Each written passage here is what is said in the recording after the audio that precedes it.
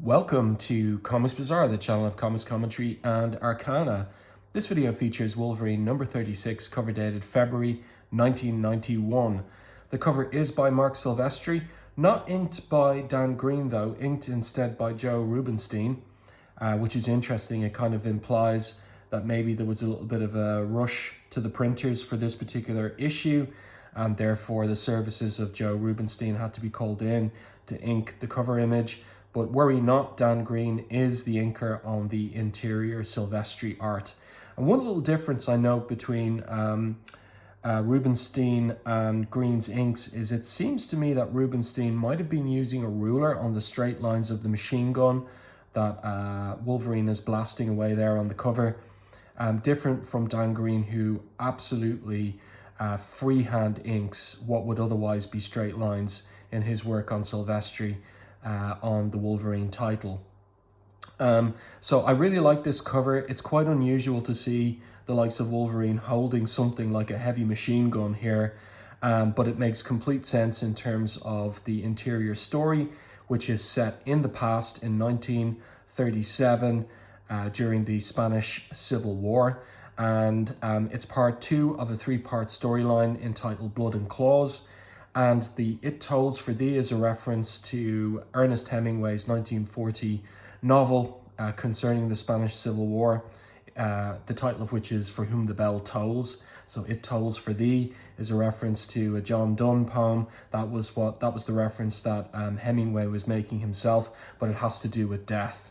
And so obviously Wolverine here on the cover dealing out death. Now there is business in the story inside with him operating a heavy machine gun like this, but it doesn't quite turn out exactly the way that we see on the cover. So this is a little bit of poetic license with this image, but I do like it.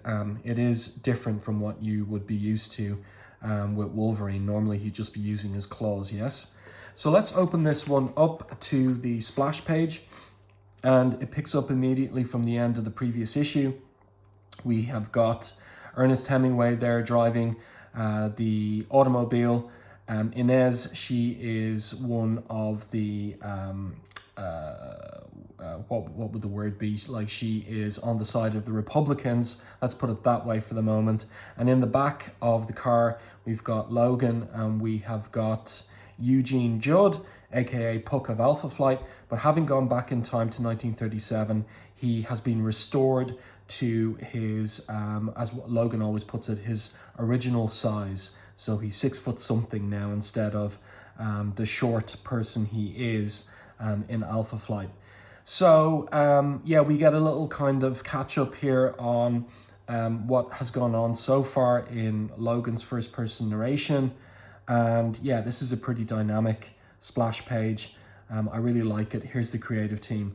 Larry Hama script, Marc Silvestri pencils, Dan Green inks, Pat Brousseau lettering, and Mark Chiarello on colouring, so not Steve Buccellato. And again, that says to me that maybe there was a little bit of a rush to the printers for this particular issue, that we don't entirely have the usual creative team, including Buccellato.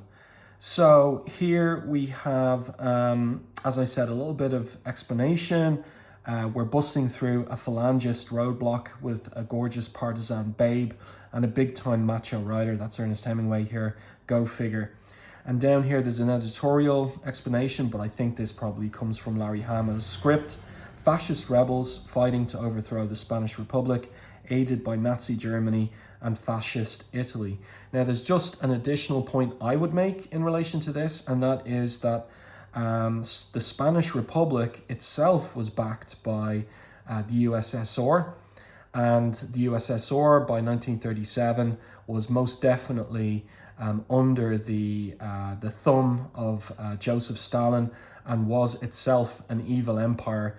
And Stalin had been responsible for the deaths of millions, including the Soviet Ukrainian famine that killed over 2 million, and the massacring of the kulaks as well throughout the USSR. So being backed by the USSR at this time, it's not exactly a case of good versus evil here. It's more like evil versus evil, and civil wars are always evil in my view. So Here we have the story continuing. It's imagine being tasked with drawing something like this, like a car being fired at and kind of going along on two wheels on one side and smashing through barriers, and the tables of a cafe here, and so on and so forth, and ultimately crashing. And Silvestri does it so well. The man can draw anything, and that's a point that needs to be made. So this is a very nice action sequence here. There's a bit of humor too in the dialogue and characterization by Hama between the German colonel here and the Spanish soldiers. So there's some mutual insults going on in the different languages.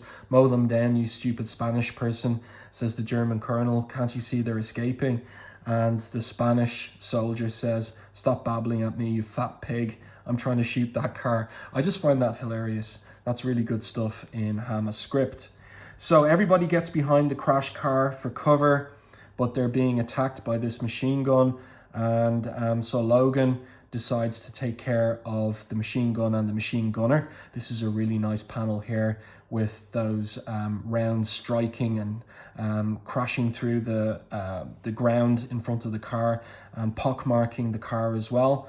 So Puck here says to Wolverine, he says, got to pick off that machine gun crew. How good a shot are you, Ernesto? Well, he says it to Ernest Hemingway. With a 45, not a chance. If I had a Nitro Express or a big Weatherby game gun, so a little reference to Ernest Hemingway's hobby of big game hunting. And here, Wolverine just looking at this, what would I say, like dropped bag of tools. In the absence of both of them pieces of heavy ordnance, he says, I guess we got to make do with a ball peen hammer and an adjustable wrench. Now, the reason I'm struggling with reading the text here has to do with the printing of this issue. So Pat Brousseau's lettering here, it looks like it's in bold, but it's not supposed to be. This has to do with an oversaturation of ink on the pages. And we'll see it, and I'll point it out with some of the subsequent pages where the black line work has printed very poorly on the page. And some of those pages in particular, the speech balloons are very difficult to read.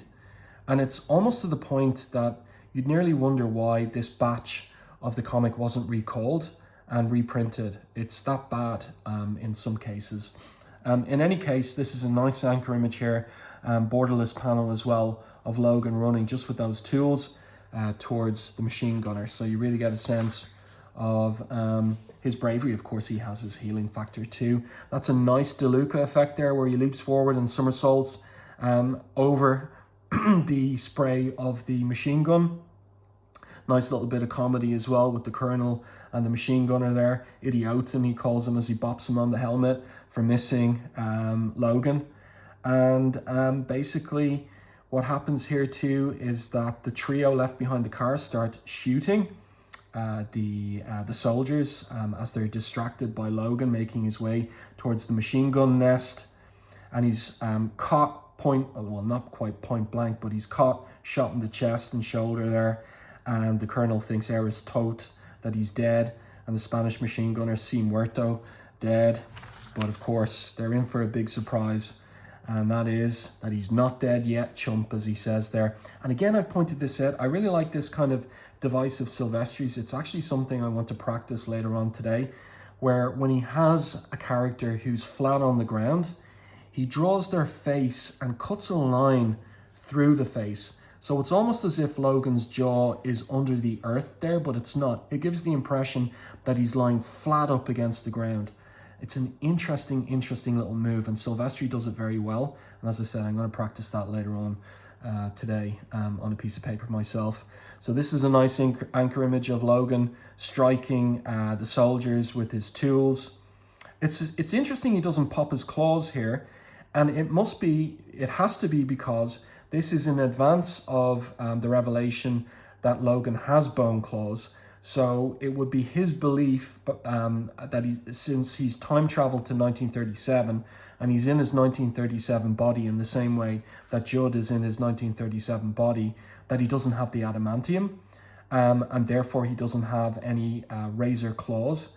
But in terms of the retcon that is developed in 1995 when Magneto pulls the adamantium out of his body in X-Men number 25, it's revealed then that he has bone claws, and so he should have them here back in 1937, but he's unaware of that. Anyway, this all has to do with the logic of and continuity of retcons. Just a little kind of side note of mine. I like, again, the angle that Silvestri has chosen here. We're looking at the front of the crashed car, the aftermath of the killing of the soldiers. And here, Glynis Oliver has chosen, sorry, not Glynis Oliver, but rather Chiarello has decided to colour in Inez, Puck and Hemingway in blue. And I think that that's effective. And this is really cool shot as well of Logan coming along with the massive machine gun just resting on his shoulder and a bandolier of bullets to fire through it later. So Logan says, now we got something to cover our rear with. That's a mention of a reference to the machine gun.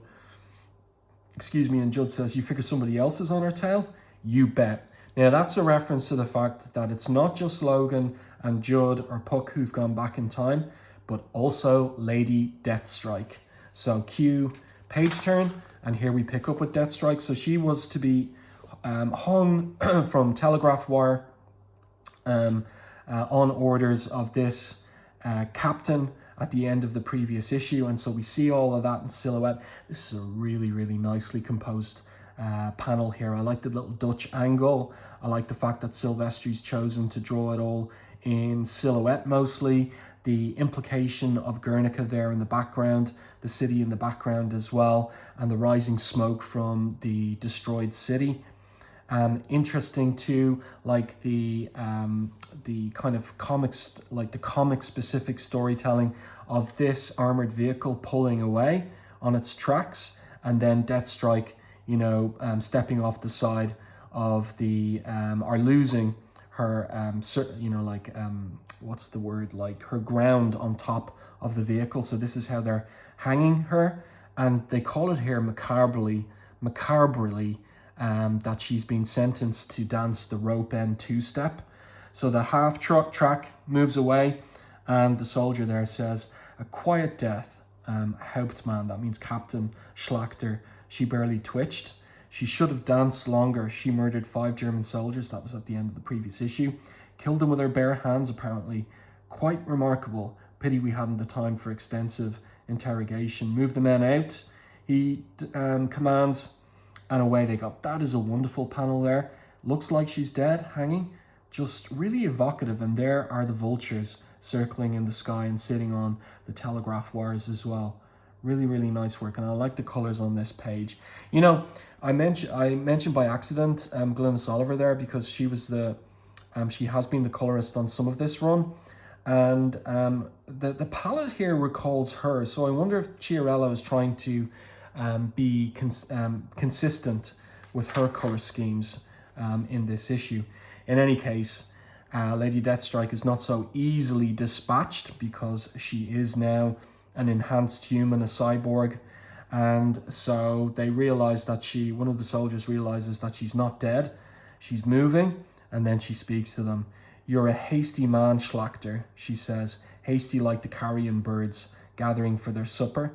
You had me strung up before hearing my proposition. Now perhaps you will listen. And just look at this rendering of this massive bull neck by which she pops and breaks the wires around her neck. And I like the way that the point of view here in the cast shadow as she rips open the wires that have tied her hands behind her back as well, and then she pops down. Now this particular sequence of panels here, the 3 panels at the bottom, the black line art here is a little bit blurry, especially around Deathstrike's face, and again that speaks to what's gone wrong in the printing process here on this issue. And you can see it most particularly in her dialogue in this particular speech balloon, incredibly bolded, almost to the point of making it, to the point of making it difficult to read. But she says here, in answer to the captain's question about her identity, I am or shall be the daughter of Lord Darkwind, the Lady Yuriko Oyama, also known as Deathstrike, as she grabs the carrion bird that is alighted on her wrist and strangles it. So a demonstration of her killer instinct and attitude. And then in Australia in the present, because that is her base of operations with the rest of the Reavers and Donald Pierce, there is a storm blowing, but it's not an ordinary storm. Bonebreaker here says it's a flux in the probability and causality continuum, a time vortex. It's heading up towards Gateway's rock. Figure it's something he's cooked up, he asked Pierce. No, he will abide by his geas. That's his duty or obligation to Pierce and the Reavers. But the vortex is drawn to him because he created the situation which spawned it. It means that Gateway didn't teleport Deathstrike to Vancouver at all. He sent her to another time. I told her she had to be specific in dealing with him. And that's all dealt with in the previous issue, where Deathstrike asked Gateway to send her to wherever Wolverine was gazing on in the present moment, and he was remembering his time in Spanish Civil War era Spain, and that's why they ended up back there. Something's coming out of the vortex, says one of the Reavers. Feathers, crow feathers. Yuriko, says Pierce, is tampering with the past and upsetting the continuum. Then we get this tight close-up on his eye. If she kills people who should have lived and done things that affected others, she could cause an anomaly and make us not be. So those are the stakes building up throughout this issue, but which will be explored in particular in the final part of the Blood and Claws trilogy storyline. So then in the past in Spain, we have Logan and the others meeting up with fighters for the cause. The cause is the cause of the Spanish Republic. So it is the communist and anarchist cause. And so we have this guy here addressing Inez, and what's happening here is they're burying what's left of their team. We had a run-in with the Guardia Civil down at the railroad bridge. The morning fog lifted and there were both sides out in the open. No cover, carnage, pure and simple. Excuse me. The Russian dynamiter got blown to atoms and took 20 men with him. Theirs and ours. A bullet must have hit his box of blasting caps. We're all that's left. So remember what I said, that the Republicans were backed up by the Soviets, and hence the reference to a Russian dynamiter sent over to aid them. And they've got a prisoner, a young boy, the kid stirring the stew pot. And Inez makes the point that they can't keep prisoners. And this guy says, you want him shot, you do it yourself. I already know his name and the names of his 7 sisters. So we're getting a little insight into also the tragedy of Civil War as well in this aspect of the storyline. And I like that Hama's worked that in. And then we're back in Guernica, the ruins of Guernica, and we have now an alliance that's being developed between Deathstrike and the Nazi captain. And she talks there about her father in 1937. He is a young naval pilot cadet in Japan. If I can track down the Gaijin, Wolverine, and take his adamantium skeleton and claws back to my father, he can fulfill his scientific dreams. He won't have to ride the kamikaze into the American carrier. He won't be horribly disfigured. And I shall be free of the obligation that led me to become what I am. So she's developed a scheme for herself to take advantage of the fact that she finds herself in 1937. And so, as I said, she's made a deal with the Nazis, and they've got a observation plane, aerial recon, flying around in order to determine what became of Logan. And they found the crash car and the machine gun crew looking like a wild animal more than anything else. So the pilot says he's heading for the foothills to see if the partisans took to the mountain passes. So here we go. Deathstrike puts it together that sounds like Wolverine's work. She suggests hunting him down together, and the captain says, "My command is not empowered to act as ground troops. We're Luftwaffe military police attached to a bomber group." But she makes the point, this is interesting procedural business that Hama knows about, and then he's working into the plot here. It's all grounded in the historical reality of how these units operated. So Hama not taking any kind of shortcuts here for the story. The story is bound by the historical reality. I like that. It's clever and thoughtful writing. But Deathstrike here says, "If we recover the adamantium and my father is successful, you can be the next Reichsmarshal, higher than even Goring." So that makes his mind up. Mount up the men, we're heading for the South Road, says the captain. And on the South Road, in the mountains, we've got Logan and the partisans, and Logan spots the Messerschmitt, so the Luftwaffe plane that is looking for them. And the pilot here drops a bomb on the horses there. It seems to, well, some of the debris and shrapnel catches Puck here, but I really like this panel. I like the storytelling as well. The upshot of the pilot dropping the bomb, the sound effect as the bomb is released, and then the aftermath of the explosion of the bomb, and the rendering of the ground exploded, and Puck here catching some of that debris and shrapnel as well. So the plane is flying around, and Logan, of course, has that big machine gun. So this is as close as we get to the cover, except he's not in his uniform. And here he says, in his first person narration, I like it, "A man climbs into a powerful precision machine and something awful comes over him. Ferraris or Messerschmitts, it don't make any difference.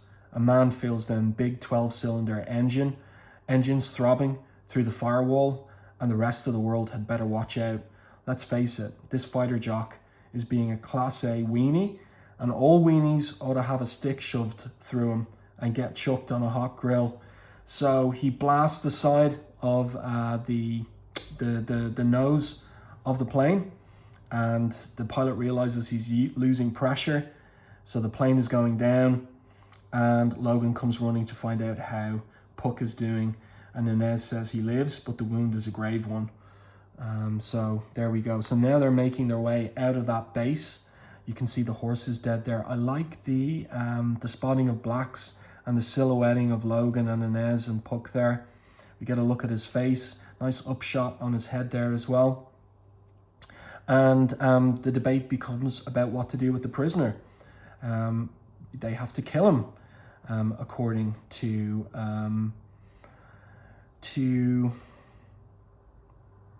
this guy here, because Inez has given away the route that they're going to take. There's 3 routes possible, and they're going to take this route, Eroica, through the mountain. So the guy here says, "You've killed him with your loose tongue." By the way, this is interesting in the dialogue. Hama using archaic grammar, "Thou hast killed him with thy loose tongue." And that's a reference to the fact that in the Spanish of the era, there was a formal kind of Spanish, and that's what this man is using.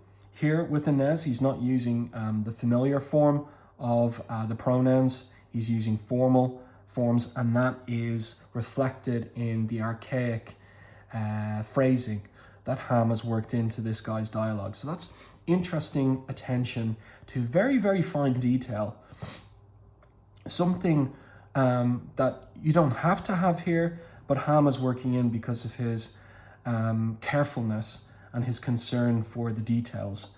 So anyway, the guy continues and he says, "If we take Eroica, we cannot let the prisoner go for fear he betrays us to the phalangists. If we don't take Eroica, the Americano dies." So he thinks that Puck is American. Of course, he's Canadian. So who dies, woman? And the boy, of course, begs for his life. He says his lips are sealed. who swears by the Blessed Virgin, all the saints, and his mother's honour that his lips are sealed, and begs for his life.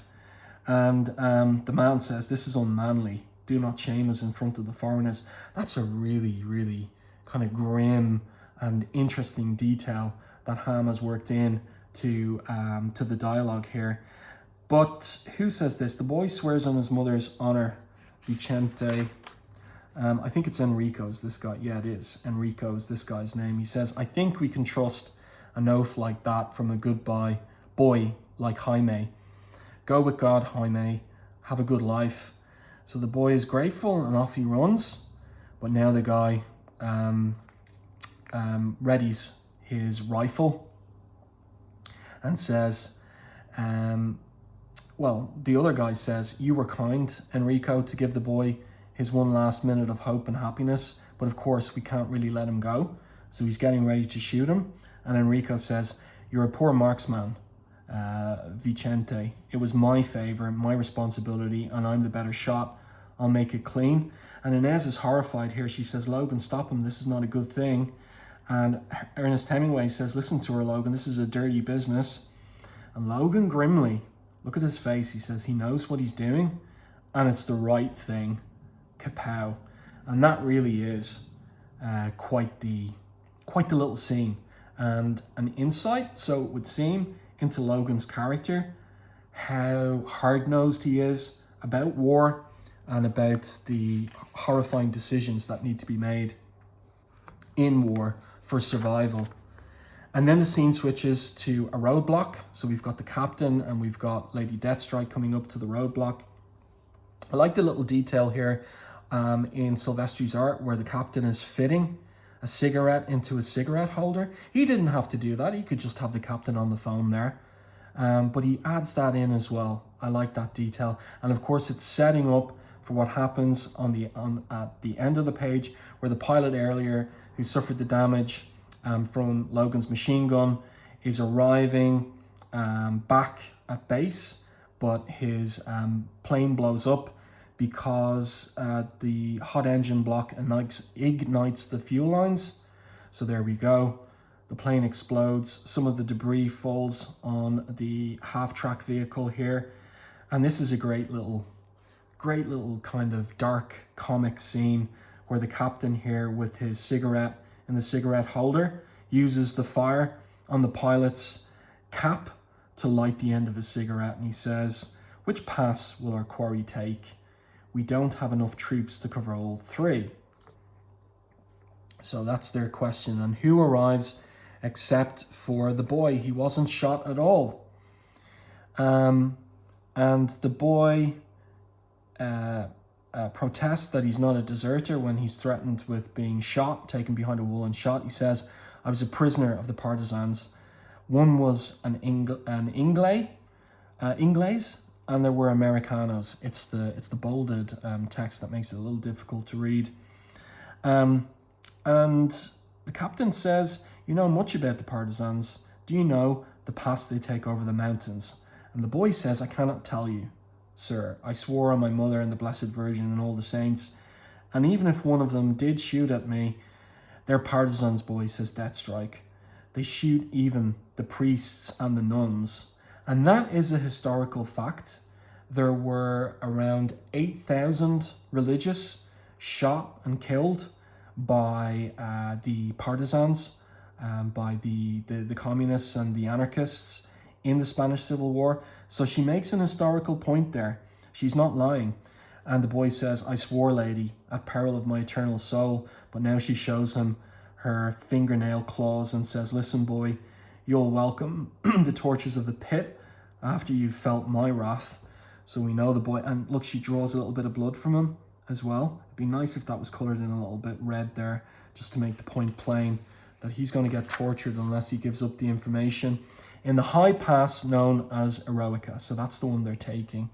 Again, just a great establishing panel here of them going through the pass. We've got Puck on the stretcher there, and they're making their way, and Logan is covering the rear with Enrico, and they have a little bit of a debate there where Enrico asks Logan, you knew I was going to miss the kid on purpose, didn't you, Logan?